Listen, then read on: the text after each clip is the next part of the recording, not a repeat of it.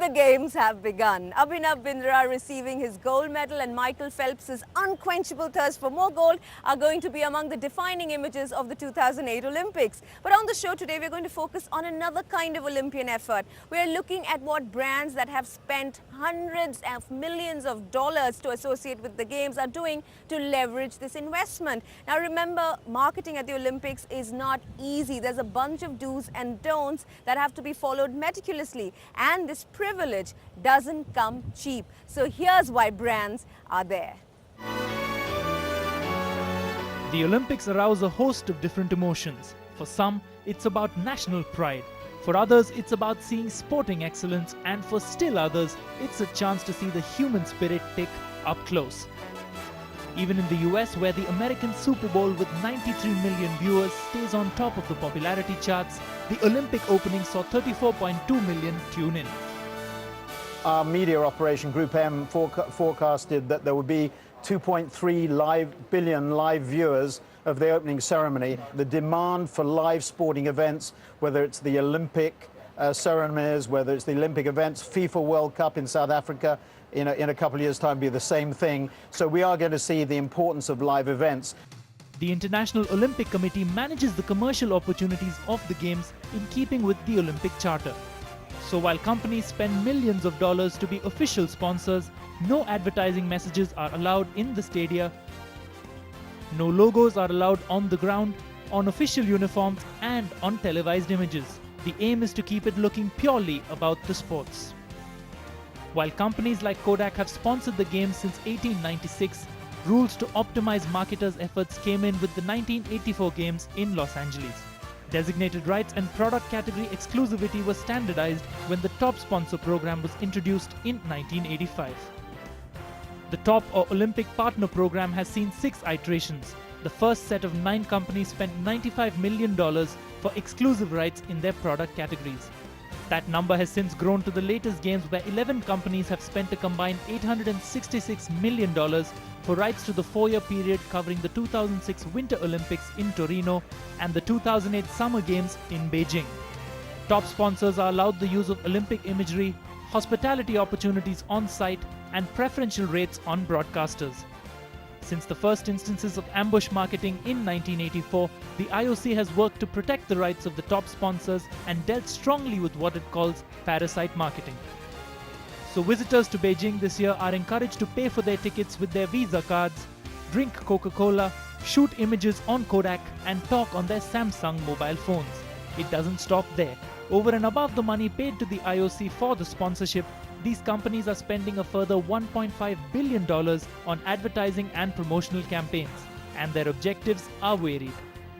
Well, not only are we a huge sponsor of the Olympics, we're the longest sponsor. We first started sponsoring in 1928, so we've got a lot of experience. And we know it is a long-term branding opportunity. It is not something that gives you a major uptick in sales. You get an uptick in sales, but it's long-term branding. And now we're in China.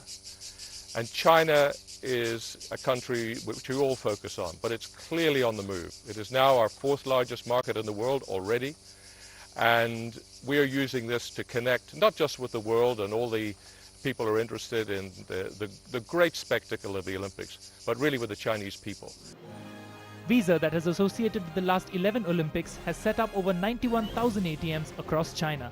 It will continue its sponsorship through London 2012 and has tailored different strategies for the US and global markets. While all its advertising in the USA hinges on record-breaking swimmer Michael Phelps, the company also has a parallel campaign starring Jackie Chan and Chinese basketball superstar Yao Ming. Sponsorship goes back to 1986, and so that's for us. It started out talking about its acceptance, but now you've seen our more recent ads talking about how the world and how people really associate. Visa was really one of the greatest athletic events there is. Right.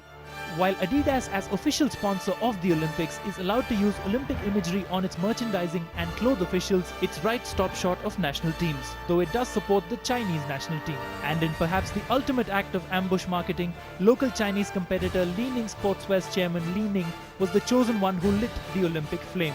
Adidas, though, says it's made the right choice and expects the Olympics to take it to the #1 brand in China this year. Good, China is definitely for all of us a growing market, but especially for us. We have started already in 1993 here when we founded our subsidiary. The last 4 years we have of course used our close relationship with the Olympics and with the BOCOG to build our business here, and this year we will do over $1 billion US, and according to the market share figures which we have got from retailers and some other panels, we are already the #1 here in market share this year. So China is definitely a market where it is worthwhile to invest and to further invest. The Olympics don't just offer brands and athletes a platform, it's also a platform for political causes. So if the decades of the 80s saw countries use the Olympics for Cold War tit-for-tat, this year saw protesters try and ambush the Olympics to protest China's human rights record and to push for freedom for Tibet.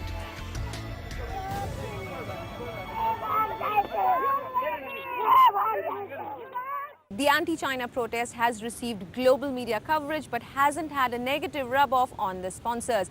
Now, you saw most of the brands there using the Olympics to connect with the Chinese market. We're now going to show you a company that's using the Olympics to connect with the rest of the world. After the commercial break, Lenovo's Olympian effort.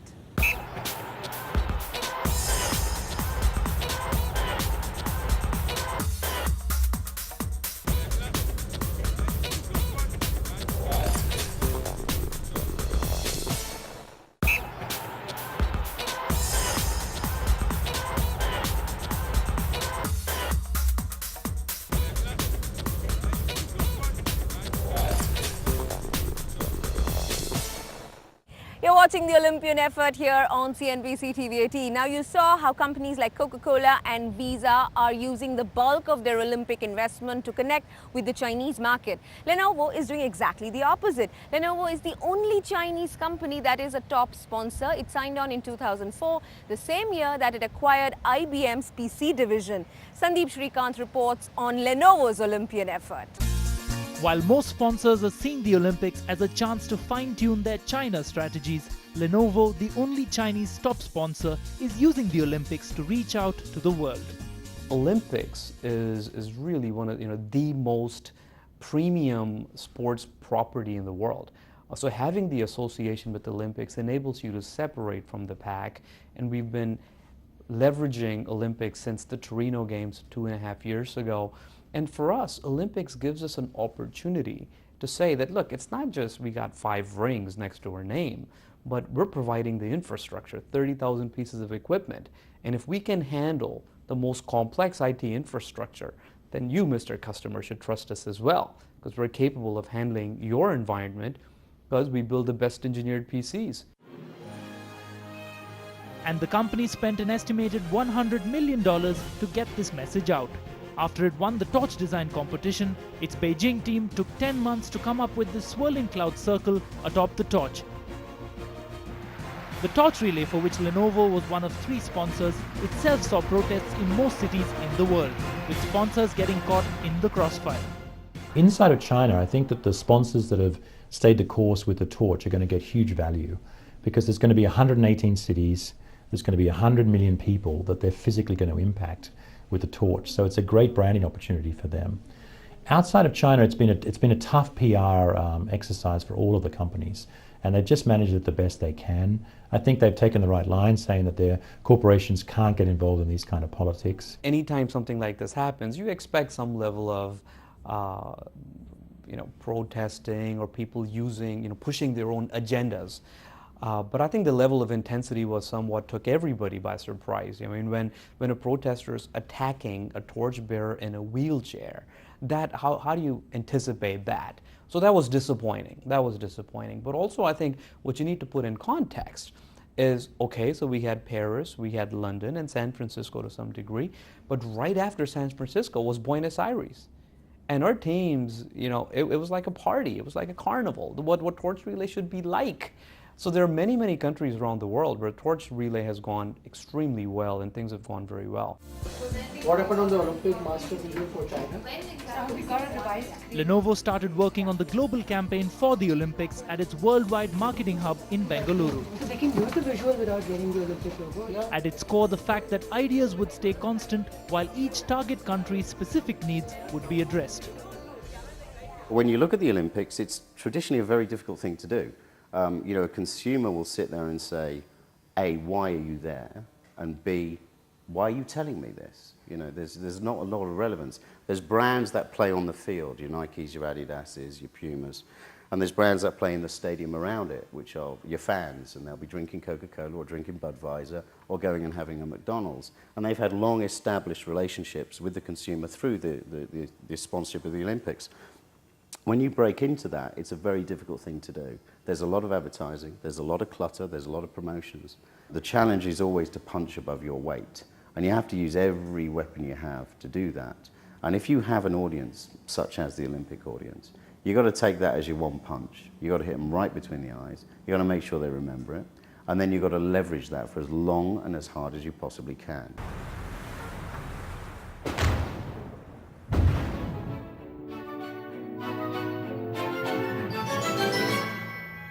And the big punch was this big budget TVC which debuted during the opening ceremony. Taking just 3 weeks from concept to finish, it was shot in Sydney where whole city blocks were closed for the shoot. From the time that they start shooting, it's 3 weeks' time, and when you see the commercial and the scale of it, even to me it seems magical that these people pulled it off in 3 weeks' time. 3 weeks is a very short time for a commercial of that scale. Other on-ground and on-air campaigns involving athletes are also running in countries like Olympic Mad Australia. A tough competitor too. We have tied up with about 10 Olympic champions in about 5 countries, and we are doing very, very specific activities with them, be it CSR initiatives, be it, you know, if you look at Libby Linton in Australia, we're doing a whole lot of things with her, including a promotion that she would be a part of for school children. Globally, sponsors have spent up to $100 million on digital initiatives around the Beijing Games. And as technology partner of the Olympic Games, Lenovo is at the forefront. The company contacted athletes heading to Beijing, provided them with laptops, video cameras and support to set up their own blogs, linking it to one umbrella site. However, as the Beijing Games come to a close, so will Lenovo's association. The company has decided to end its Olympic partnership and will instead focus on other sponsorship opportunities. Lenovo then using the Olympic Games to showcase its technological prowess, but not wanting to renew its Olympic investment. Let's take a commercial break here. When we come back, we'll find out why marketing activity around the Olympics remains limited in India.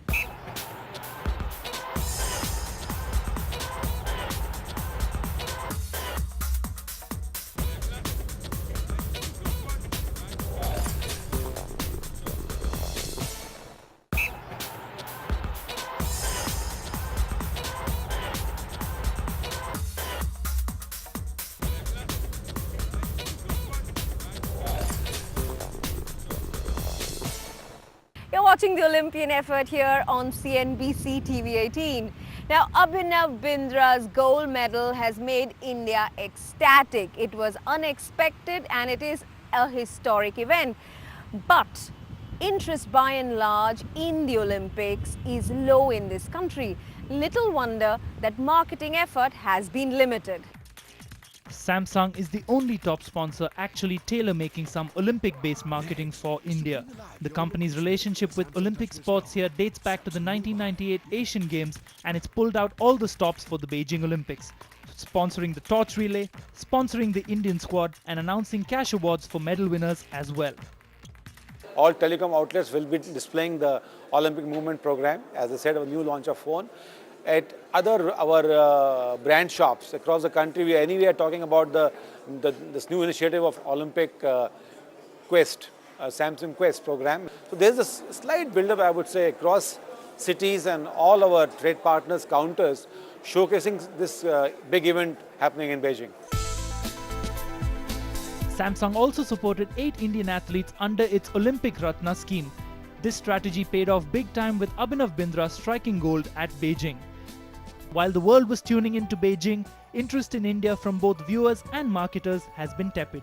Broadcaster DD signed on Samsung, LIC, BSNL, Maruti Suzuki and Hero Honda, who had an ad starring India's flag bearer Rajavardhan Rathore as sponsors, but rates are low, with the 10-second spot going for around 35,000 rupees. In India, we are crazy about cricket. and it's played in only 10 countries in the world. And all the industry also goes in for cricket. And they don't realize, they think they don't get mileage for Olympic sports. But one medal, gold medal they get for the country, the whole billion population will be awe of them. And they'll get great mileage. So the Indian industry still doesn't realize, unfortunately. Abhinav's medal, though, has been the only bright spot for India at these Olympics, and that's the problem: abysmal medal hauls.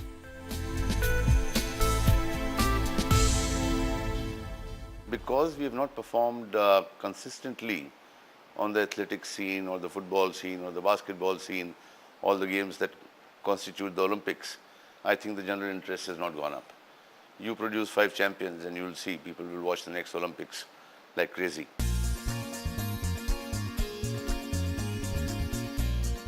But to win more medals, you need to spend money on training and equipment, and that's often in short supply for Indian athletes. So initiatives like the Mittal Champions Trust, set up in November 2005 with a corpus of $10 million, are stepping in. We wanted to have a holistic approach as per what the athletes we support to get everything they would possibly need. And so it's just, I mean, it's been a learning curve in actually trying to adapt different models to India, to Indian athletes, and, you know, go ahead with just trying to get the best results. The athletes supported by the Mittal Trust include Olympic newcomers Saina Nehwal and Mangal Singh Champiya, who exceeded expectations with their performances in Beijing. And if more corporates buy into Olympic sports, they could soon be joined by many more. Now, my sense is there will be a flurry of activity around Abhinav Bindra, and some brands will scramble to pile onto him, but it's going to be short-lived. Unless India wins medals consistently and in more popular sports, interest in the Olympic Games is going to be low and marketing effort limited. Of course, the next Olympics in 2012 is going to be broadcast on ESPN Star Sports, and you can expect that broadcaster to be more aggressive. Having said that, it's time to close this show today. Thank you very much for watching.